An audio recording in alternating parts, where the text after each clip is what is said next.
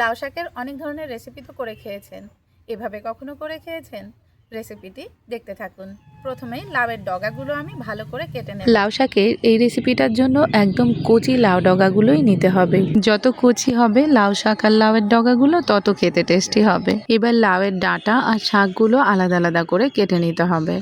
লাউ শাকটা ঠিক এই নিয়মে কেটে নিলে খাওয়ার সময় মুখের মধ্যে একদম মিলিয়ে যাবে, একটুও ছিবড়ে অংশ মুখে পড়বে না। আমরা গৃহিণীরা প্রত্যেকেই লাউ শাক বা ডাঁটা কিভাবে কাটতে হয় কম বেশি সবাই ভালোই জানি, তাই এটা নিয়ে আর বিশ্লেষণ করে কিছু বলার নেই। শুধু আলুগুলোকে এরকম ডুমো ডুমো করে কেটে নিতে হবে। লাউয়ের ডগাগুলো ভালো করে কেটে নিয়েছি, এবার এগুলোকে ভালো করে ধুয়ে নেব। যেহেতু এই রান্নার মধ্যে ডাঁটা আলু শাক আলাদা আলাদা টাইমে যাবে, তাই এগুলোকে আলাদা আলাদা করেই ধুয়ে নিতে হবে। প্লিজ বন্ধুরা, ভিডিওটি একটা লাইক দিয়ে সম্পূর্ণ দেখবেন। ভীষণ ভালো একটা রেসিপি, আপনাদের অবশ্যই ভালো লাগবে। সবগুলোকে আলাদা আলাদা করে ধুয়ে নিলাম। এবার একটা মশলা বেটে নেব।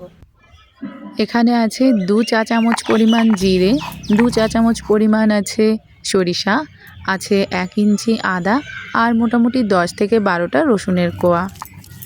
এগুলোকে একদম মিহি পেস্ট করে নেব আমি শিলনোড়াতে।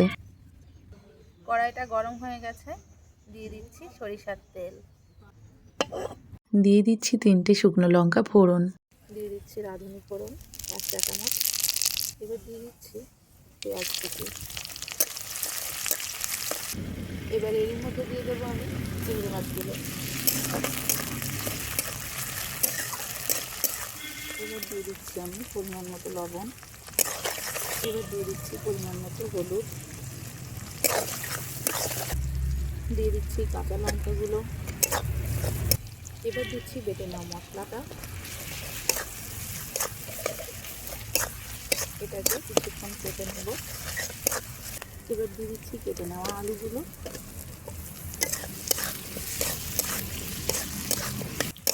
আলুগুলো দিয়ে কিছুক্ষণ নাড়াচাড়া করে এবার দিয়ে দিচ্ছি ডাঁটাগুলো। শাকগুলো আমি এখন দেবো না, দিয়ে দিচ্ছি শুধু ডাঁটাগুলো। এগুলোকে কিছুক্ষণ এভাবে নাড়াচাড়া করে কষে নিতে হবে। চিংড়ি মাছ আলু আর ডাঁটাগুলো একটু কষে নিয়ে এর মধ্যে দিয়ে দিতে হবে একটা সিক্রেট ইনগ্রিডিয়েন্ট, সেটা হলো চিংড়ি মাছের মাথা বাটা। এই হলো আমার সেই সিক্রেট ইনগ্রিডিয়েন্ট, এটা হলো চিংড়ি মাছের মাথা বাটা। গ্রাইন্ডারে একটু জল দিয়ে ভালো করে এটাকে বেটে নিয়েছি, এরকম জল জল করে। এবার এটাকে একটু ঢাকা দিয়ে রেখে দেব কিছুক্ষণের জন্য।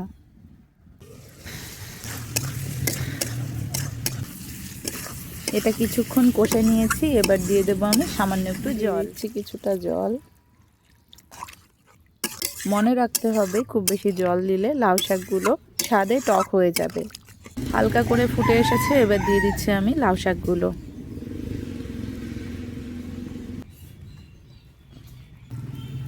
মিশিয়ে দেব, আবারও ঢাকা দিয়ে দেব।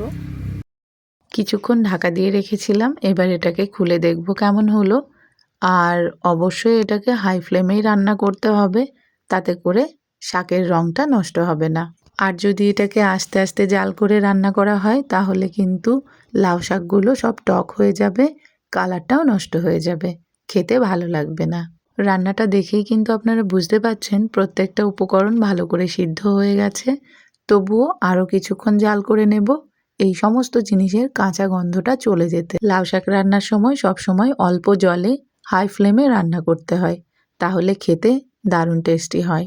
এই রান্নাটা কিন্তু খুব বেশি শুকিয়ে ফেললে চলবে না, এটাতে একটু রস থাকতে মানে একটু রসা রসা হলেই নামিয়ে নিতে হবে। তারপর গরম গরম ভাতের সাথে সার্ভ করলে খেতে দুর্দান্ত হয়।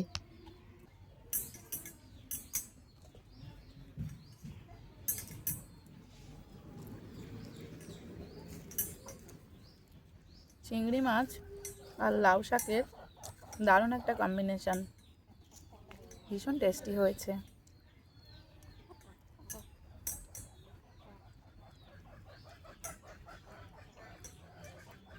এই রেসিপিটা থাকলে গরম গরম ভাত, এক থালা ভাত যখন তখন খাওয়া হয়ে যাবে। অবশ্যই আপনারা বাড়িতে তৈরি করবেন, খেতে কেমন হয় আমাকে অবশ্যই কমেন্ট করে জানাবেন।